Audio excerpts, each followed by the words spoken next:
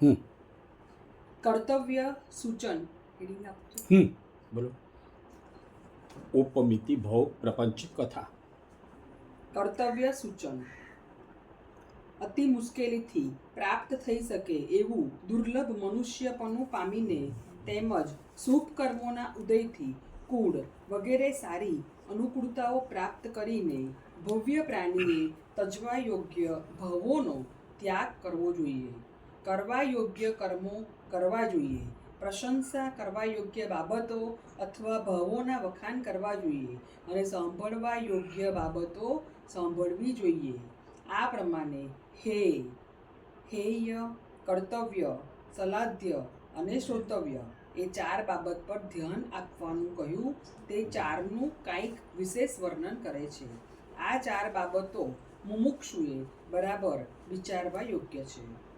જે કાંઈ ચિત્તની સહજ પણ મલિનતા કરે તેવું હોય અને મોક્ષને અટકાવે તેવું હોય, પછી તે મન સંબંધી હોય, વચન સંબંધી હોય કે શરીર સંબંધી હોય, તે સર્વને જે પ્રાણી પોતાનું હિત કરવા ઈચ્છતો હોય તેને તજી દેવું જોઈએ.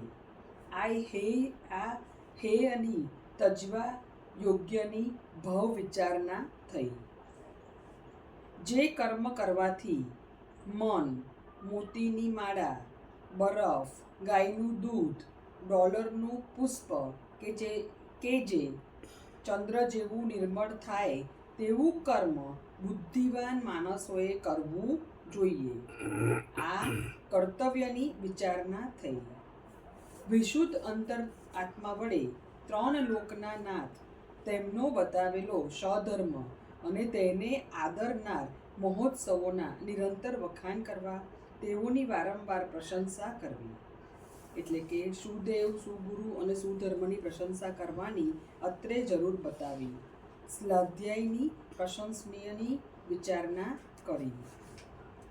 સર્વ દોષોનો નાશ કરવા માટે શ્રદ્ધાથી શુદ્ધ થયેલ બુદ્ધિપૂર્વક સર્વજ્ઞ મહારાજના કહેલા વચનો ભાવપૂર્વક સારી રીતે સાંભળવા. અહીં શ્રોતવ્યની વિચારણા થઈ. આ 4માંથી શ્રોતવ્ય હકીકત સાંભળવી જોઈએ, કારણ કે તેથી જગતના પ્રાણીઓનું હિત થાય છે.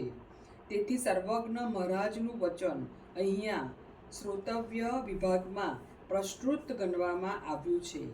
એ પ્રમાણે હોવાથી મહામોહ વગેરે અંતરંગ શત્રુનો નાશ કરનારી અને આ સંસારનો વિસ્તાર બતાવનારી આ કથા કહેવામાં આવે છે. આગળ શ્રોતવ્યમાં સર્વજ્ઞ વચન.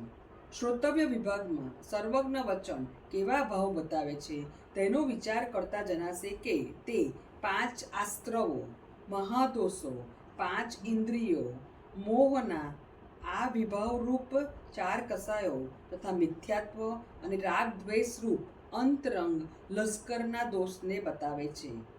એ આસ્ત્રવ, ઇન્દ્રિય, કષાય વગેરે અંતરંગમાં કહી આ પ્રાણીને કેટલો સંસારમાં રખડાવે છે તેનું સ્વરૂપ સર્વજ્ઞ વચન સ્પષ્ટ રીતે બતાવે છે.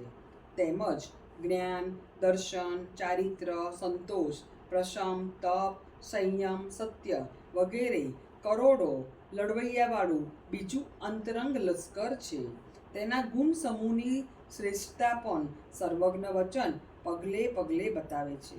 એક બાજુએ જ્યારે તે વચન મોહ મિથ્યારૂપ અંતરંગ લશ્કરના દોષો બતાવે છે, ત્યારે બીજી બાજુએ સંયમરૂપ અંતરંગ લશ્કરના ગુણો બતાવે છે. આ ભવ એટલે કે સંસારનો પ્રપંચ એકેન્દ્રિય આદિજાતિમાં કેવા પ્રકારનો થાય છે, તે કેવી રીતે દુઃખરૂપ છે અને કેવી રીતે અનંત કાળ સુધી ચાલ્યા કરે છે, તે સર્વ હકીકત પણ સર્વજ્ઞ વચન બહુ સારી રીતે બતાવે છે. આવી મહાન ભીતનો સુંદર ટેકો મેળવીને મહારાજ જેવો કાંઈ બોલે લખે તે સર્વજ્ઞ સિદ્ધાંતોના નિઝરના છે એમ સમજવું. આ વાર્તા શ્રોતવ્યમાં સમાય છે એમ અત્રે બતાવ્યું.